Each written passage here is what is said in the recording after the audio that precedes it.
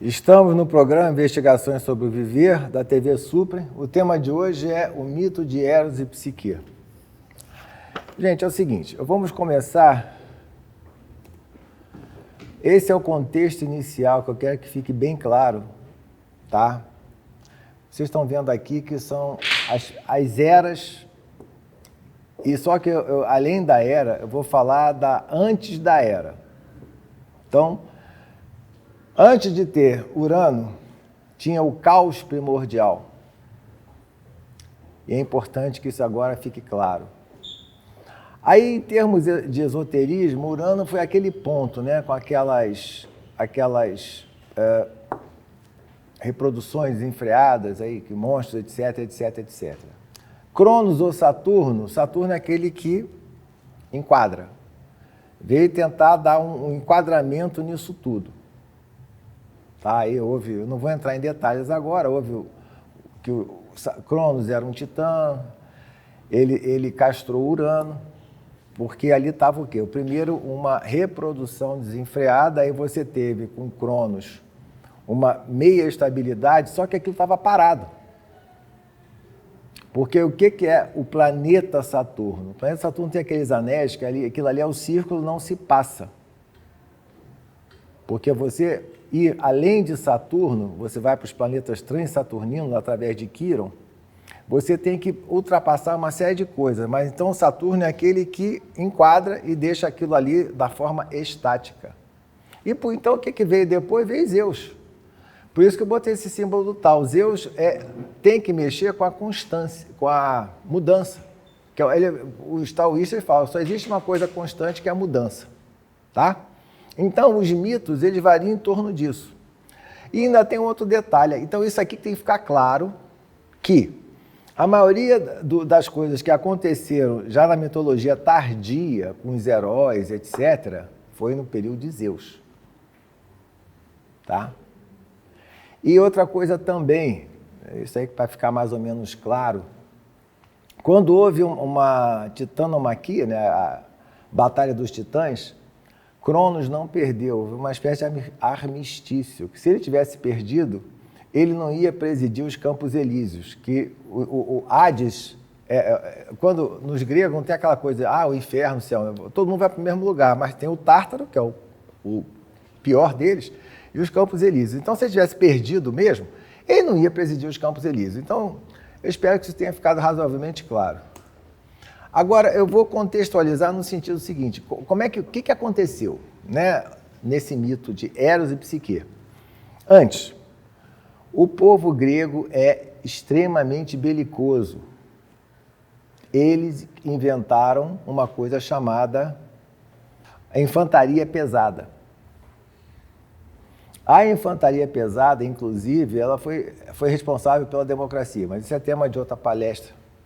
Então, o que aconteceu? Eles eram extremamente belicosos. Por isso, os mitos gregos, eles refletem isso. Então, você vê Jasão, você vê Hércules, Perseu, Teseu. Então, há um culto ao herói.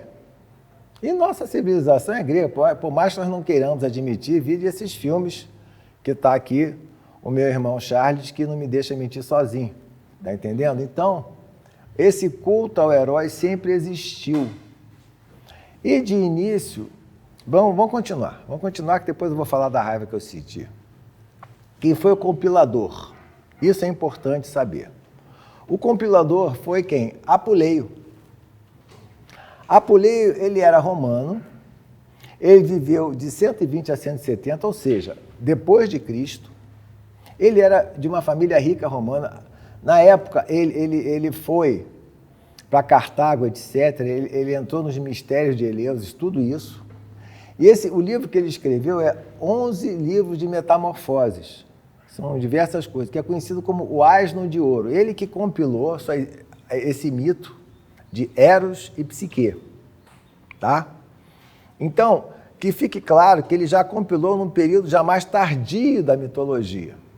Aí vamos lá, vamos agora para quem? Os principais atores. Os principais atores é interessante. Eros, quem foi Eros? Amor personificado, tá? Quer dizer, desejar ardentemente ou o desejo dos sentidos. Então, ele sempre é alguma coisa que é aquele amor no sentido de você procurar muito uma coisa. Só que, aí que vem aquela história que eu estava te falando, existem outras mitologias que falam que Eros é anterior a Urano. Eros vem do caos, que precisava daquele desejo de se reproduzir fortemente. Então, é que eu estou querendo dizer com isso, que os mitos, eles vão atravessando as eras, eles vão se metamorfoseando também. Isso tem que ficar claro. Então, Eros era uma coisa que estava na época do caos para fazer com que as coisas se atraíssem e reproduzissem.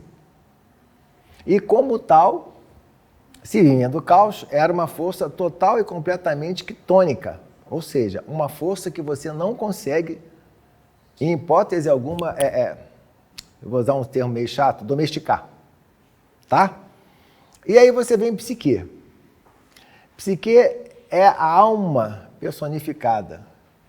E é interessante que em qualquer lugar, tanto no hebraico como no grego, ela quer dizer o quê? Soprar, respirar, ou seja, o sopro enquanto princípio vital. E vocês estão observando, não é o alma, que fique claro, é a alma. Depois vocês vão entender por quê.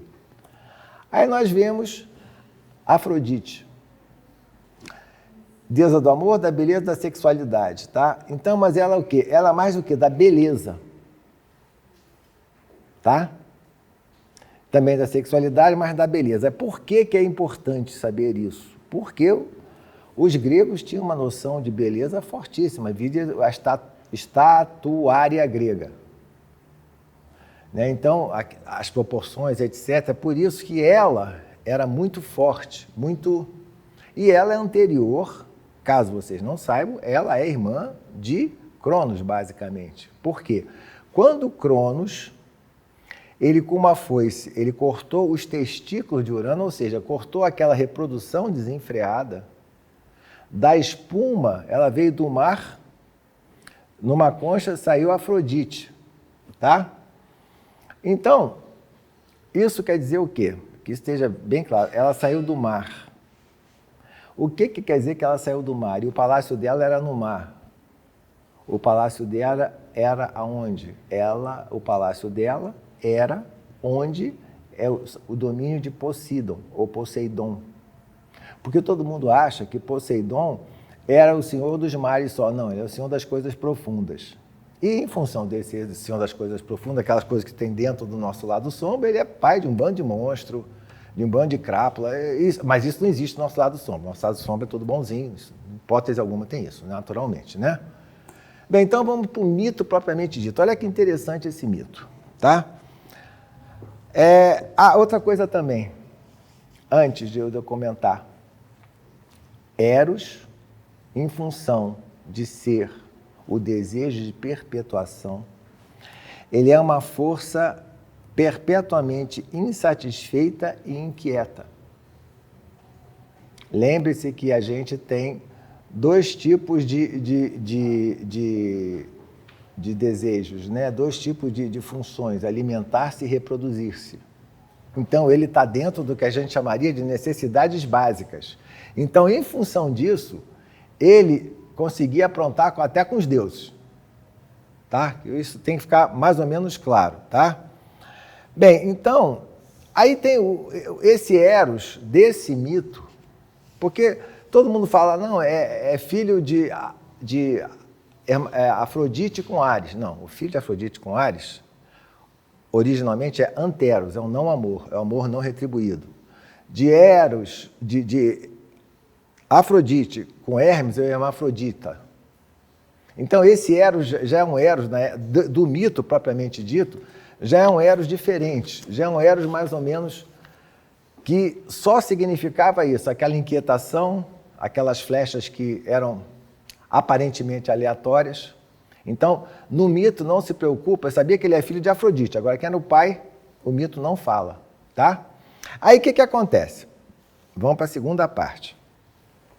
No oráculo de Delfos tem uma inscrição. Homem, conhece a ti mesmo e conhecerás os deuses e o universo. Todo mundo cita isso, né? Só que não cita a segunda frase, nada em excesso. Que quando você comete excesso, você comete o que se chama em grego híbris. Híbris é o descomedimento. É você se achar próximo aos deuses. Isso aí era um pecado mortal. Só que é uma coisa meio contraditória, né? Se você comete esse pecado, você é fulminado pelos deuses. Por outro lado, se você não comete esse tipo de pecado, você não faz o caminho do herói. Mas só quem faz o caminho do herói são os semideuses. Que os mortais comuns, eles não fazem o caminho do herói. Tá? Então, o que é isso? Então, no início era o caos primordial. Aí nós tivemos Urano, ainda com algumas coisas relativamente caóticas. Tá? Aí você tem Cronos que enquadra um pouco e Zeus que é obrigado a lidar com as diferentes mudanças. Mas como os gregos eram sábios, eles sabiam que o caos estava ali, mais ou menos permeando. Tá? Então, que isso tem que ficar claro. O caos sempre permeou e por isso ele era sempre filho, quase sempre os monstros eram filhos de Tífon e Ecdna, tá? Que a serem combatidos, etc, etc. Por quê? Zeus era o responsável pelo cosmos, ou seja, a ordem. Então, como tal, o ser humano não podia se afastar tanto assim da ordem. Tá? E os deuses, eles viviam de quê? Eles viviam do sacrifício que se fazia a eles. Então, não é que eles que precisassem da carne, que era tostada lá, era os eflúvios que saíam da carne, eram os seres humanos que estavam se prostrando a eles. Eles de uma certa forma, eles viviam disso, apesar de serem perfeitos, etc, etc, etc, etc. Bem, aí o que acontece? Sempre há um rei e uma rainha, 3 filhas lindíssimas. Sendo que a caçula era de uma beleza fantástica, Psique. As 2 mais velhas se casaram, ninguém tinha coragem de pedir a mão e os anexos da Psique. Todo mundo ficava, que é como se ela fosse uma espécie, ela era uma beleza quase que perfeita. E aí, o que aconteceu? O que todos nós queremos? Um Deus vivo, é óbvio. Então, começaram a adorá-la como se ela fosse uma nova Afrodite. Então, porque, bom, estou vendo aqui a Afrodite, não tenho que imaginar, não tenho que ver uma estátua. Isso fez o que aconteceu? Isso fez com que os templos de Afrodite começassem a esvaziar e todo mundo lá, dando presente para ela, enfim, incensando o raio da mulher. E aí, o que isso quis dizer? Observem que ela não se achava uma deusa nem nada. Ela estava na dela e aquela... Como é que eu vou dizer? A maldição da mulher muito bonita, né? Que alguns homens ficavam com medo de chegar junto. Tá? Enfim. Só que o que aconteceu? A partir do momento que os homens fizeram isso, o que eles cometeram? Uma híbris coletiva. Eles esvaziaram o templo da deusa. E a deusa não se pode dizer que gostou muito disso, não. Aí pediu para Eros, o filho dela, fazer alguma coisa com ela.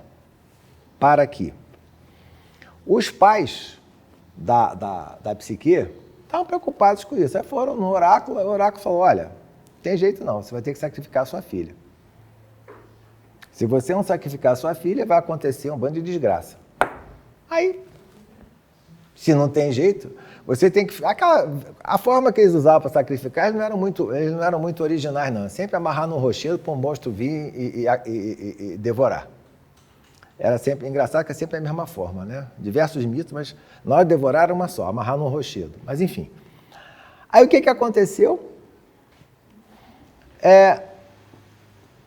Se tinha que ser, foi. Então, fizeram uma procissão, mas como se ela estivesse casando, mas casando com um monstro. Tá? E aí, ela não estava com roupa de noiva, estava com uma roupa de luto.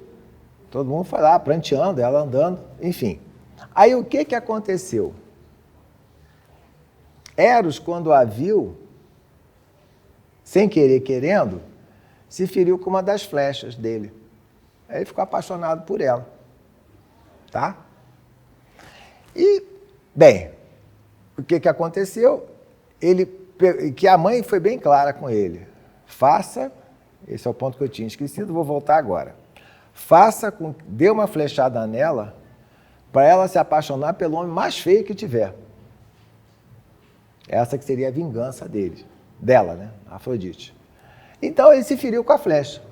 Aí se apaixonou por ela. Falou, não existe nem hipótese. Aí, o que aconteceu? Aconteceu o seguinte, ele esperou a noite e pediu para Zéfiro, que era o vento, levá-la até o palácio dele. Tá? E lá no palácio dele, ele fez dela sua mulher. Só que é o seguinte, ele chegava à noite e ela nunca via ele. Então, e de manhã ele saía, ela também não sabia quem era. E aí as irmãs uma vez foram prantear ela no rochedo, a minha irmã, a minha caçulinha morreu e tal e tal. E ele dizendo assim, olha, não escute as suas irmãs, em hipótese alguma, tá? E aí ela ficou, a minha irmã e tal, e ficou na orelha dele. Ele estava apaixonado, ele disse, não, deixa só ver. No que chegou, aí o Zéfiro pegou as duas e tal, viu um palácio de ouro. E aí o detalhe, ela não via ninguém no palácio, ela sozinha, né? Ali as vozes faziam todas as vontades dela. Lembre-se que nós estamos no palácio de um Deus. Tá? Aí as irmãs viram aquilo, né? Falou, olha, tudo bem, mas tu vê o cara? Não. Quem te garante que o cara não é um monstro? Né? Aí semeou a velha dúvida, né? Quem sabe com quem eu estou deitando? Tá? E aí, ela falou, não se esqueça que o oráculo de Apolo, que era a Pítia, foi bem claro que você se uniu ao monstro. Aí ela, bem, então eu vou ver o que é. Aí o que aconteceu? Ela pegou um punhal e um candeeiro, tá? De noite, para ver o Eros. Quando ela...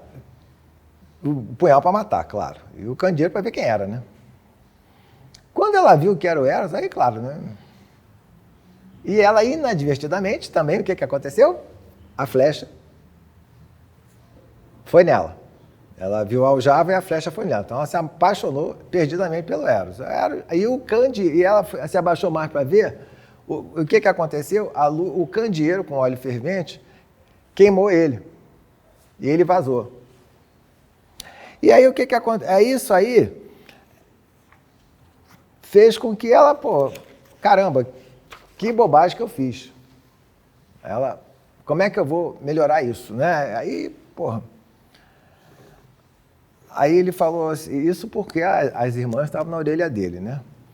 Na orelha dela. Aí ela tentou seguir o cara. Ela tentou segui-lo, né? Ele alçou o voo, ela tentou segurar, mas caiu, enfim. Ele falou bem claro para ela, olha, quantas vezes não te admoestei acerca do perigo iminente? Quantas vezes não te repreendi delicadamente? Tuas ilustres conselheiras serão castigadas em breve por suas pérfidas lições.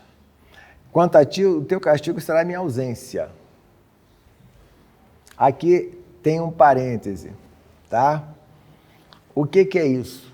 Não existe coisa pior do que você ficar longe do amado. Inclusive, segundo os muçulmanos, esse é o castigo de Lúcifer.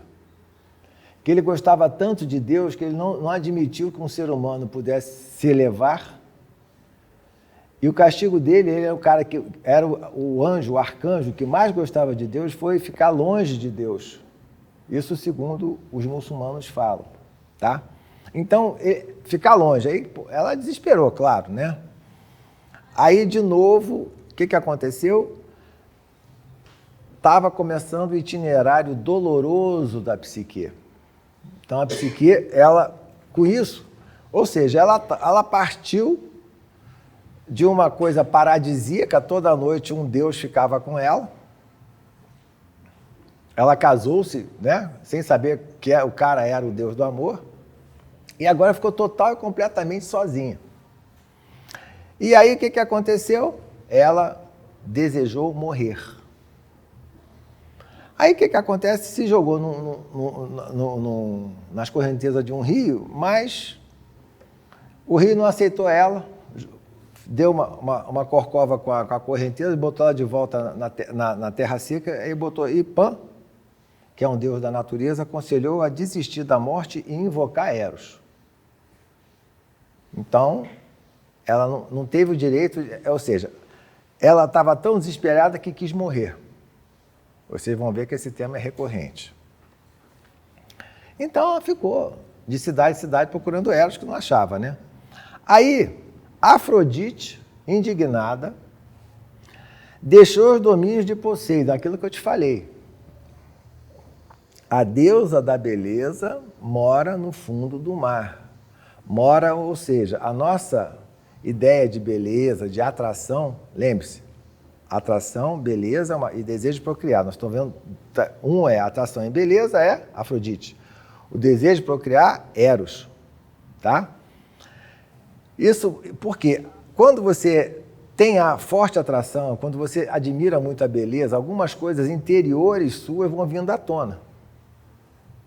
Tá? Então, por isso que ela vem dos domínios de Poseidon. E ela é irmã de Cronos. Né? E ela é quase que uma partenogênese, que ela não tem pai, ela não tem mãe, só ela nasceu das espumas do mar. Tá? Vamos lá. Então, ela partiu para o palácio e aí descarregou sobre o filho a raiva, né? Que ela falou, pô, mandei você fazer ela se apaixonar por um mortal e que tu que te apaixona por ela, e qual é a sua? Tá entendendo? Aí ficou meio mal parada a relação entre mãe e filho, né? E aí é o seguinte, e ela mostrou toda a raiva dela. Deixa eu ler o que o Apuleio botou. Porventura desejas impor-me uma rival como Nora? Lembre-se que ela era Afrodite viva, né? Julgas realmente devasso, asqueroso, sedutor intolerável, que somente tu pode ter filho e que eu, por causa da minha idade, não mais poderia conceber? Pois é bom que saibas, gerarei um filho melhor do que tu, até mesmo para te humilhar. Adotarei um dos meus escravos e a ele entregarei tuas asas, teu achote, as setas e tudo quanto carrega para outro fim. Nada do que possuis vem de teu pai, tudo é meu. Então, vocês estão percebendo aí o quê? A mãe repressiva, pau da vida, porque ela não foi obedecida nas ordens dela, e ela vingando-se dessa forma do filho, dizendo assim, eu sou mais poderosa que você. Ela está querendo, o que diga-se passagem, não é bem verdadeiro, que o desejo de procriar é uma necessidade básica. Você se sentir atraído, você pode se sentir atraído ou não e ter que procriar da mesma forma. Daí vivem os animais que fazem isso. Então, eu estou mostrando que aí ela está jogando o papel daquela mãe repressiva, mãe repressora, que não foi obedecida, né? Aí, o que acontece? Finalmente, o Psique conseguiu chegar no palácio de Afrodite, né? Aí, quando a Afrodite viu Psique, aí ela, vou fazer com ela tudo que eu queria fazer. Então, humilhou-a, insultou-a, entregou a 2 escravas. Olha o nome das escravas, Inquietação e Tristeza. Tá? Para que a torturassem. Flagelado e supliciado de todas as maneiras, foi novamente conduzida à presença da deusa. Então, a Afrodite rasgou-lhe as vestes, arrancou-lhe os cabelos e espancou-a da cabeça aos pés. Nesse ponto, esse mito, ele se aproxima daquele mito da descida de Ereshkigal, aquele mito babilônico. Vocês estão percebendo que os mitos eles se repetem. Que houve quando Ereshkigal desceu aos domínios de Inanna.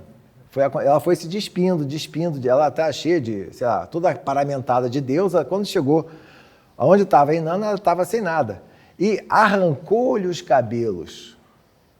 Porque sempre vocês podem ver na estatuária grega também, os cabelos das mulheres também são, alguns são bem colocados, e sempre teve, o cabelo faz parte da beleza feminina também. Então, a primeira coisa é arrancar-lhe os cabelos, ou seja, despir a pessoa de qualquer atrativo físico. Lembrando-se que Afrodite era a deusa da beleza, tá?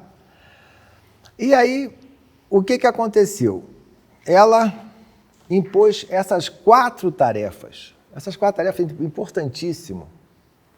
Essas 4 tarefas que ela tinha que fazer. Então, e o detalhe, vocês vão ver que as tarefas eram fatais quase que por natureza, tá? Como se tivesse diante de si um novo Hércules. Então, e é a única que eu conheço que é uma mulher que faz as tarefas, quase sempre são os homens, 12 trabalhos de Hércules, Jasão tem que fazer isso, Perseu, Teseu tem que fazer aquilo, não, é uma mulher que faz isso, que é a alma, né? Manda trazer uma grande quantidade de trigo, cevada, milho, grão de bico, semente de papoula, lentilhas e fava. E mistura tudo, fazendo com eles um só monte. E ordena a Psique separá-los por espécie. Trabalhe para aquela noite. Ela nem tentou, né? Pensa, semente de papoula, tá? Semente, quer dizer, um bando de semente aqui, ó, não, tu vai separar, já era, né? Eu vou morrer mesmo. Aí, o que aconteceu? Ela ficou desesperada, tá? Mas uma formiguinha passava por ali, ela viu, a deusa foi bastante perversa, para não falar outro termo. Então, nós vamos ajudá-la, tá? Aí convocou um batalhão de formigas e pediu que todas socorressem a Psique. E aí vocês estão vendo? Então, as formigas ajudaram a Psique, tá? E isso é interessante, que depois eu vou na interpretação do mito. Vou botar todos eles, que eu não sei se vai dar tempo, pelo menos vai ter todos eles aí, eu vou... Então, só para agora ficar claro, esse primeiro trabalho, quem ajudou? Formiga. Formiga de que elemento? Terra. Tá? Vamos lá. Aí, pela manhã, a Afrodite convocou a Nora, né? E deu uma segunda tarefa, como a outra também praticava imortal. Trazer-lhe, custasse o que custasse, flocos de lã de ouro que cobriam o dorso de ovelhas ferozes que vagueiam por ali perto, num bosque, à beira de um rio de imenso sorvedor, o rio cheio, né?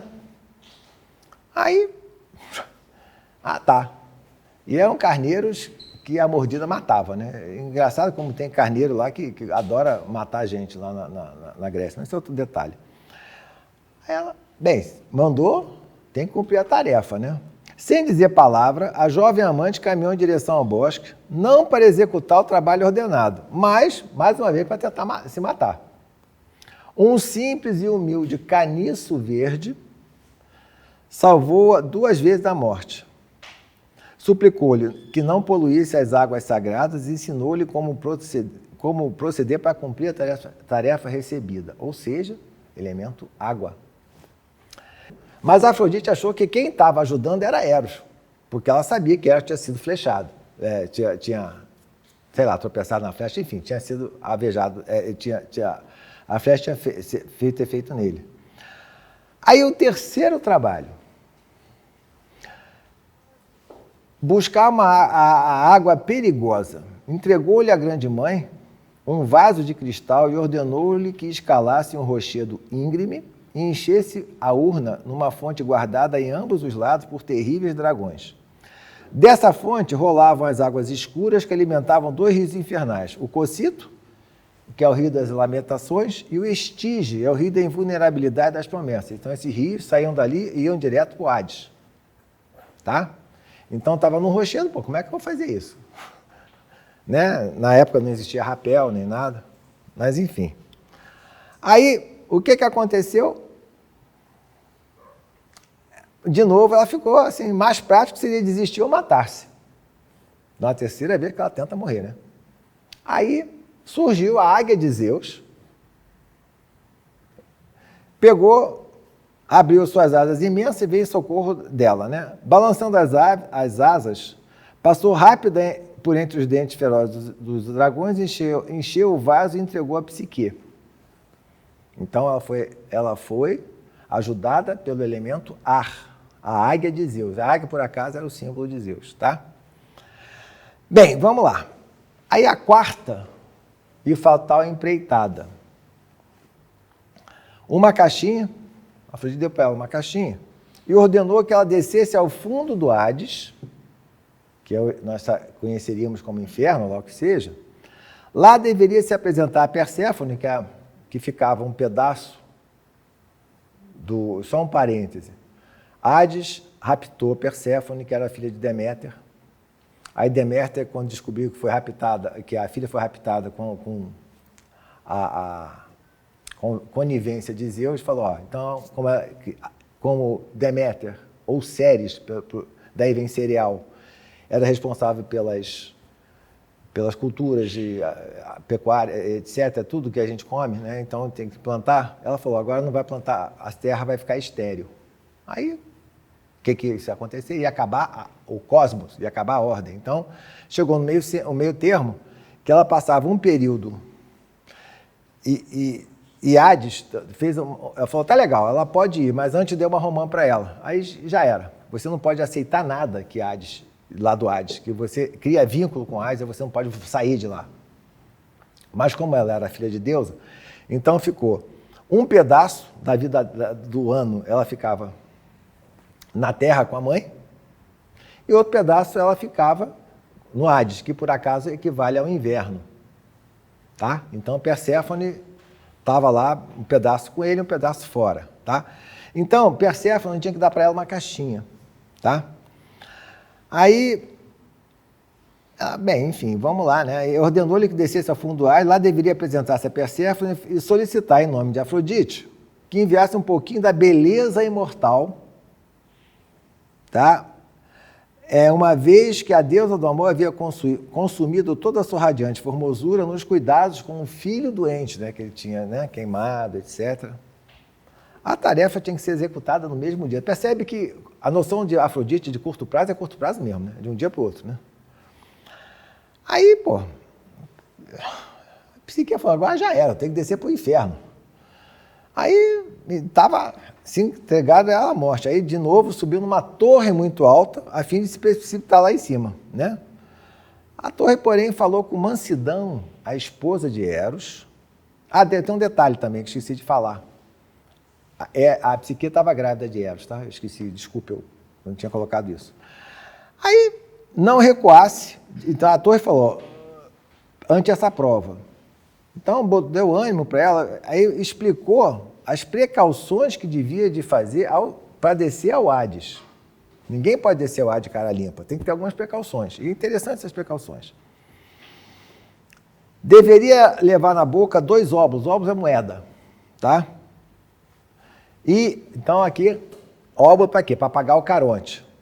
Né? Que o Caronte é aquele barqueiro que leva os mortos para o Hades. Inclusive, o ditado original é um ditado grego, que diz que Zeus matava as pessoas com raios, né?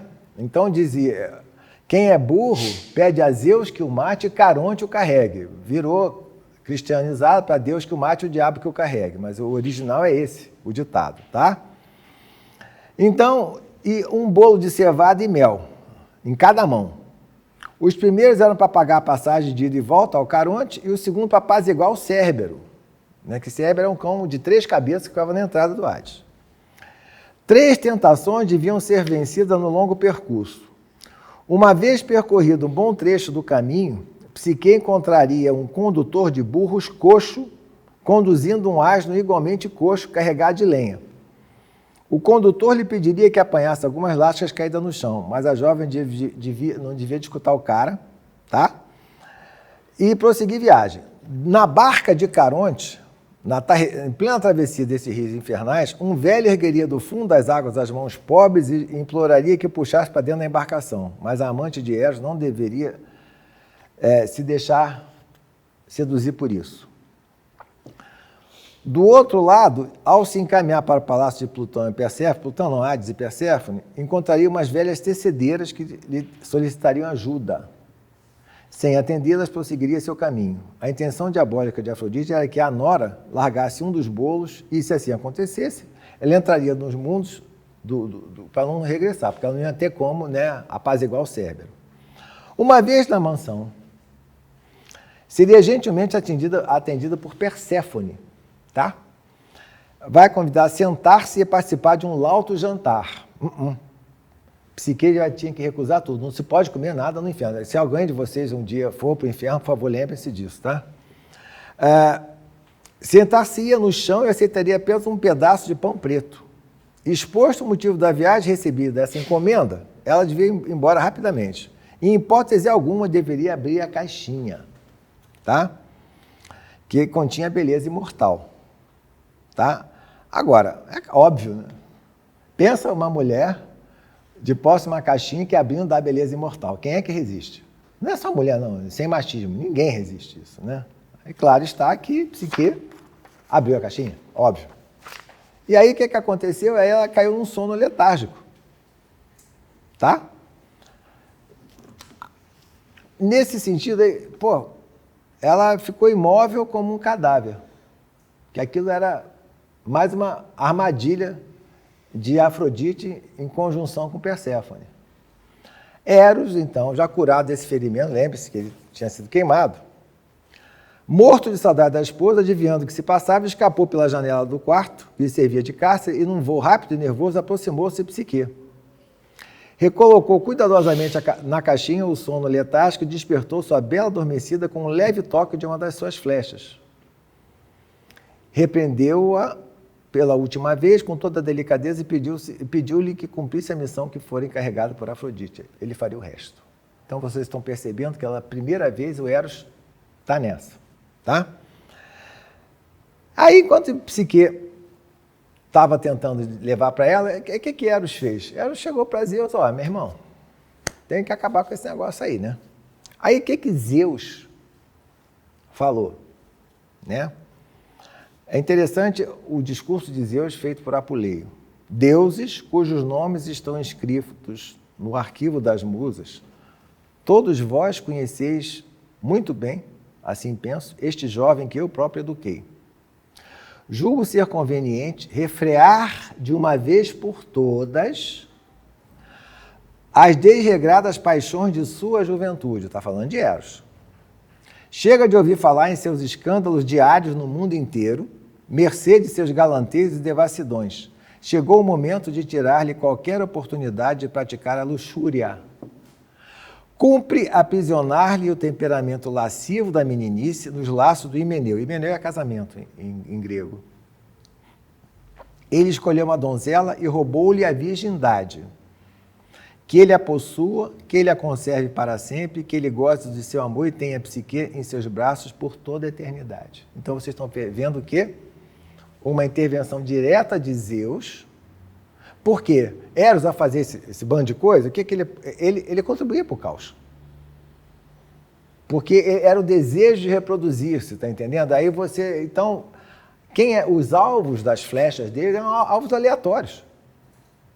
Então, com isso, ele tentou dar uma enquadrada no Eros, tá?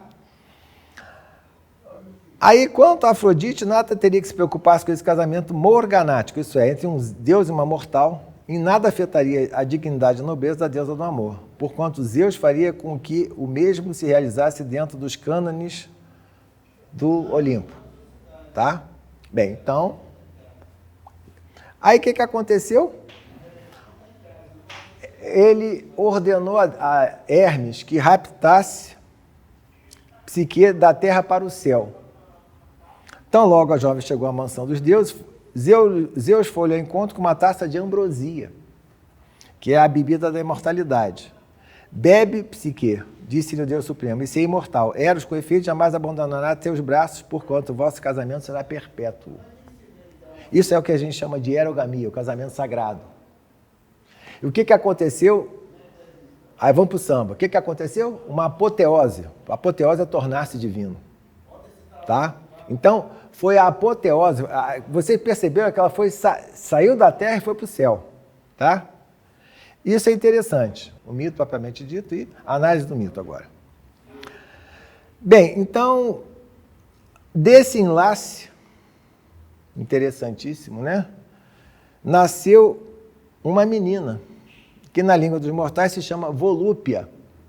Então, a filha de Eros e Psique chama-se volúpia, quer dizer, o prazer, a bem-aventurança, não é essa volúpia que a gente tem por volúpia, não. Então, vamos agora fazer a análise desse mito. Quanto tempo ainda tenho? Pouco tempo, né? Então, tem 5 partes, você tem essas núpcias da morte, a tentação de Psique e sua paixão, as 4 provas do desfecho. O que isso quer dizer, gente? Primeiro ponto, essa ideia da híbris que eu já falei no início, né? Que ela desafiou a deusa sem querer desafiar, ela simplesmente a beleza dela. Então a deusa ficou, né, bastante invocada com isso, não gostou. E aí, o que é ser devorada por um monstro? Porque acontece o seguinte, a mulher não tinha quase direito nenhum na Grécia Antiga. Quem estudou botânica sabe, androceu, gineceu é o quê? Órgão sexual masculino e feminino das plantas. Mas originalmente isso é onde ficavam os homens e as mulheres nas casas gregas. Eles ficavam separados. Então essa ideia que a gente tem, não, porque os árabes, eles eram assim. Muita coisa era assim, eles ficavam, havia essa separatividade. E esse negócio de se casar com um monstro, por quê? Elas eram casadas.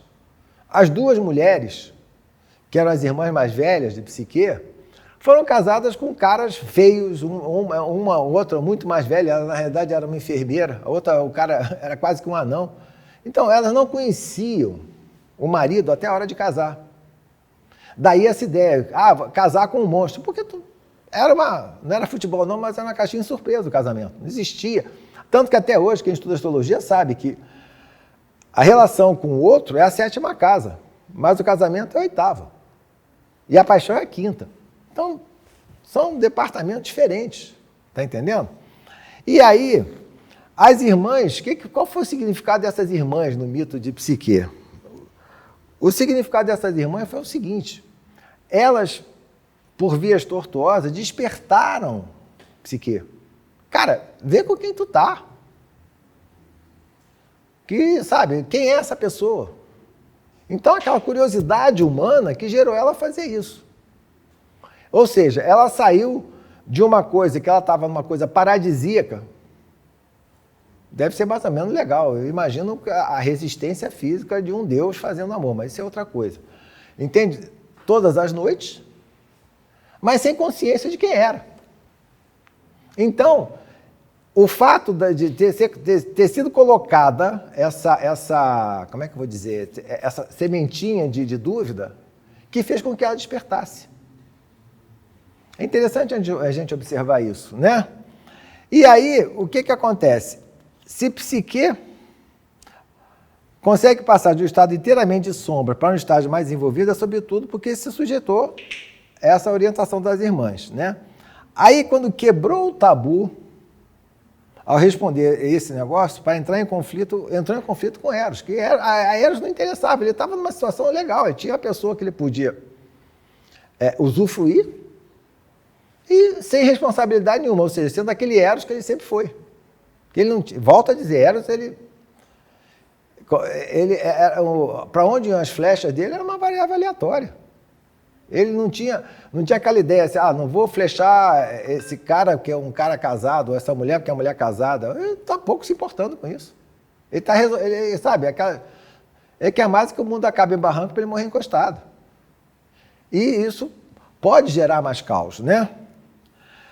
Então, Psique então viveu na sombra até então, né? No perfeito estado de servidão, né? Para servir o cara sem saber, sem ter consciência do que ela era, tá? Então, a existência da amante do filho de Afrodite era uma não existência, um estar no escuro, um êxtase de sensualidade, algo que podia ser caracterizado como uma situação em que ela está sendo devorada por um monstro. Realmente ela estava sendo devorada por um monstro, por mais bonito que ele fosse.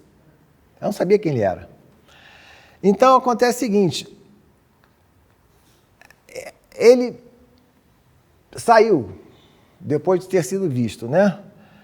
E aí, o que acontece? Aí vamos para os mitos solares, né? No mito solar masculino, vamos se lembrar que ela está fazendo um caminho do herói, no caso a heroína, né? A ação é violenta, de matar o monstro, etc. Sempre assim, né? O Hércules mata um bando de monstros, o Teseu também. Isso é interessante observar. Vou ler bem devagar, porque sua função principal é matar o monstro. Mesmo que se trate de aquisição de conhecimento, o herói coloca em primeiro plano a morte e o desmembramento da baleia dragão monstro. Lembrem-se disso. Quando Hércules ele matou o leão de Nemé, ele pegou a pele para ficar invulnerável. Então, é o conhecimento, ele se apodera através da morte. Tá? Que isso fique claro. Na variante feminina, essa necessidade de saber permanece vinculada a outra maior, que é a necessidade de amar. Eu achei isso interessante. Então, a heroína, ela não mata, ela absorve. Tá? Se bem que Psique seja compelida a ferir, ela continua a manter um nexo ainda mais forte com seu amante, a quem jamais deixou de conciliar e transformar. Aí é que está, nesse sentido, observa um punhal e um candeeiro, né? E aí ela feriu-se com uma das flechas. Isso quer dizer o quê? O punhal pode ser também a espada em hebraico, tem uma letra que é da espada, é Zain. Zain tanto serve para a espada como para discernimento. Então, ela tendo um punhal, porque a mulher não ia pegar a espada, ou seja, a armada do discernimento. O que eu olho o candeeiro? É o fogo que ilumina. Tá? Então, acho legal essas camadas do mito, né? E aí, acordando sobressaltado e constatando a desobediência da esposa, abandonou imediatamente. É aqui que vai começar o drama de Psique, né? Porque é um parto e um pacto bem difícil dela começar o processo de individuação dela, tá?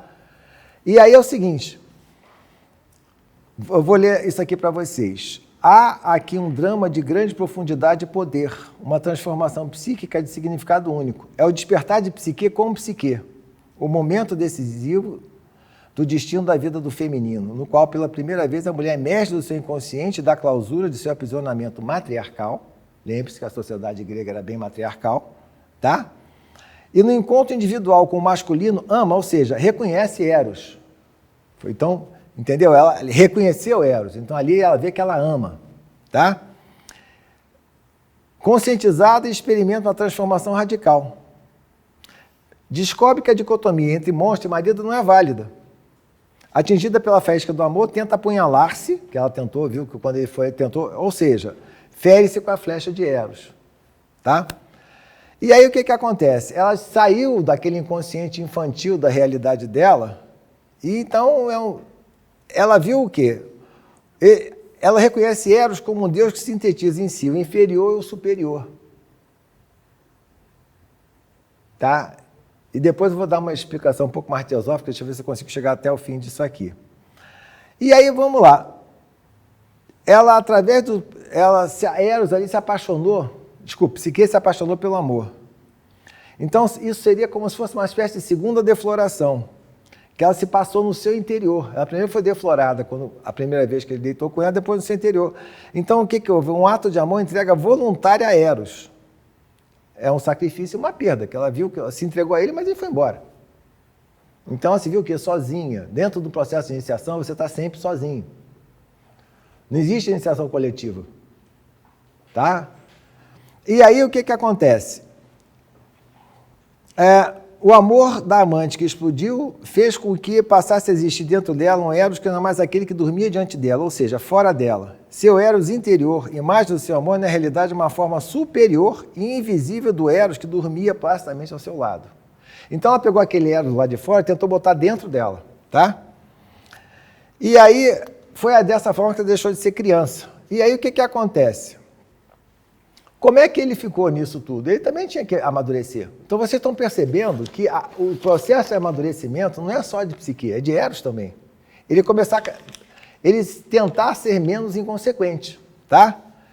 Aí, vamos lá. O instrumento que provoca a dor é a arma cortante, que eu já falei sobre isso, né?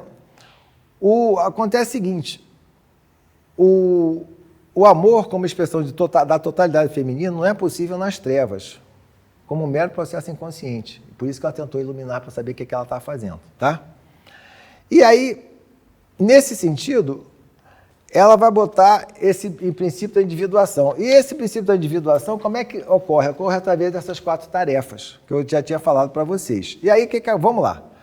Na primeira tarefa,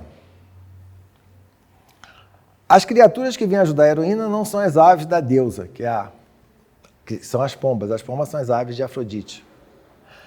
Mas as formigas, essa criaturinha da terra. Tá? Então, ela vai selecionando, peneirando. O que quer dizer isso? Psique opõe a promiscuidade a Afrodite, que ela gostava da beleza pela beleza, que a personalidade da pessoa não estava interessada por ela, né? Um princípio ordenador instintivo que Psique possui em si, um princípio inconsciente que lhe permite selecionar, peneirar, correlacionar, avaliar e assim encontrar seu próprio caminho em meio à confusão do masculino. É um pouco pesado, mas o masculino realmente é mais confuso. Tá? Contrariamente à oposição matriarcal da futura sogra, para quem o masculino é fundamentalmente anônimo. Isso é interessante. Que a deusa da beleza não interessa a pessoa, o interessante é a pessoa ser bela, o que ela tem dentro dela é o problema dela. Ela não estava nem aí. Então, ela já, nesse primeiro trabalho, o que aconteceu? Ela fez o quê? A seletividade. Tá? Aí, vamos continuando, vamos para a segunda tarefa. Então, o que é esses flocos de lã? Tá? Esses flocos de lã são o seguinte, a ideia de Afrodite é que ela fosse destruída pelos carneiros. Os carneiros é um princípio total e completamente masculino.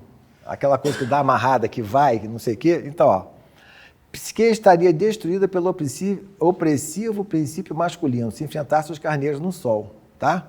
Então, Psique tem que ser paciente, né? Mas tem que ver que é o seguinte, nem sempre o masculino é mortal, que está mostrando aqueles carneiros furiosos, etc., né? A tarde virá e com ela a noite, quando o sol se põe. E aí o que acontece? Nessa hora, o princípio masculino se aproxima do feminino. O feminino necessita apenas consultar seus instintos para conseguir uma relação fecunda, ou seja, uma relação amorosa com o masculino ao cair da noite. Então, a partir do momento que o masculino deixa aquele princípio solar que vai de desbravador, etc., ele começa a se recolher, ele começa a ficar o quê? Mais suscetível ao elemento feminino, tá? E aí, fez isso, né? E essa jarra cheia d'água, né? Como é que ele ia fazer isso? Por que veio a águia de Zeus? Que Zeus já estava começando a ver que era uma forma de começar a domar um pouco mais esse ser que era anterior, desde o caos, Eros, né? O que é a fonte? Ela une o superior, o mais elevado, e o inferior, o mais profundo. A dificuldade consiste em captar na jarra isso aí, né? Então, o que é? É um movimento eterno. A fonte vai sempre jorrando, sempre fazendo com que aquilo ali saia. Então, geração, nascimento e morte. Esse fluxo não pode ser contido. Então, isso, você só conseguir isso aqui, para conseguir chegar nele pelo ar. O ar é elemento do pensamento, gente. A águia de Zeus é isso, é o pensamento que pode levar a pessoa a isso, né? E aí acontece exatamente essas coisas. Houve uma reconciliação com o masculino, ela estabeleceu um contato com o mundo espiritual através do pensamento e vai dar ajuda a que o masculino ele comece a se suavizar um pouco mais. Tá? Porque a partir do momento que ela começa a ter dentro dela essa outra parte, que é a parte dela utilizar a força do pensamento dela e começar a ser maleável, a águia segurando a jarra configura já masculino, feminino e espiritualidade psique, que no único ato recebe como mulher, isso é, recolhe como um jarro e concebe, mas ao mesmo tempo compreende e sabe como um homem. Assim, o princípio masculino da águia permite-lhe receber uma parcela do mesmo, sem que seja por ele destruída. Isso é exatamente o que as mulheres fazem, tá? E aí, o que a gente vai para essa quarta tarefa? Nessa quarta tarefa, gente, é interessante que os principais heróis, eles descem aos infernos. É o caso, inclusive só teve um mortal que desceu, que foi Ulisses. É o caso de Orfeu. é o caso de Hércules. A única mulher que eu conheço é a Psique, que desceu, tá? Então, só que observa, essa quarta tarefa não teve nenhum ajudante. Ela teve que ir na cara e na coragem, né? Mas aí teve, claro, teve os conselhos, ó, não cai nessa, não cai naquela outra, tá? Então, o que que acontece? 3 dos 4 trabalhos são feitos no mundo da luz e o quarto nas entranhas das trevas. Ou seja, ela teve que assumir a sombra dela. Ela teve que entrar fundo dentro dela, tá? E aí, e é interessante, descer aos infernos, os gregos têm uma palavra básica para isso, chamada catábase. Então, proibição de ajudar o burro, proibição de pegar as coisas de lá, isso tudo é no sentido seguinte, você vai, mas não vai pertencer ao local. Você vai, mas vai sair daquilo.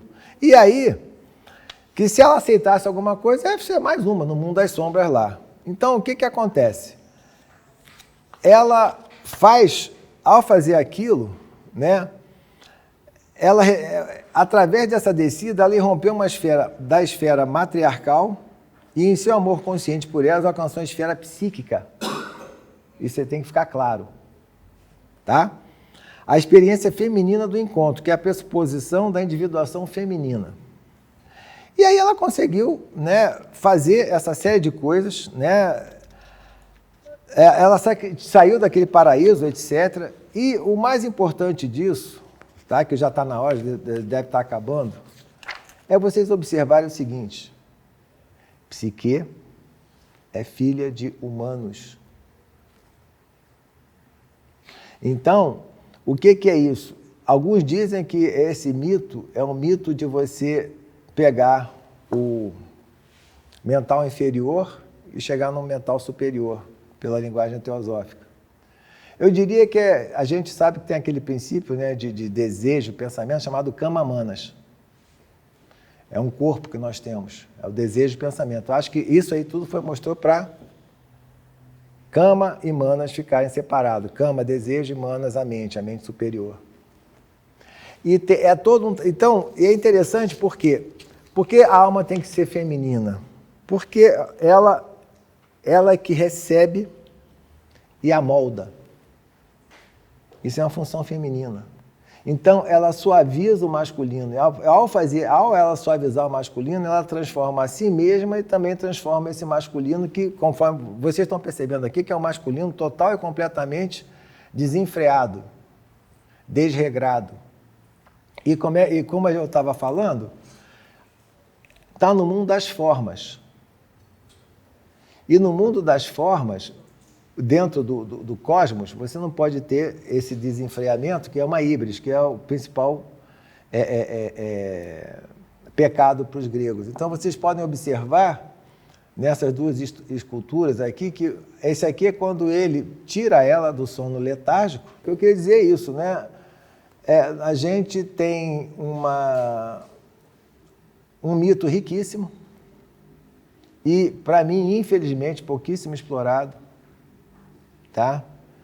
Um mito que vocês vão observando que por que a alma é feminina? Porque ela pega aquela coisa mais abrutalhada da energia masculina, transforma e concebe uma coisa melhor. E ela, ao transformar essa energia masculina, ela se transforma também. Eu agora agradeço a paciência de vocês.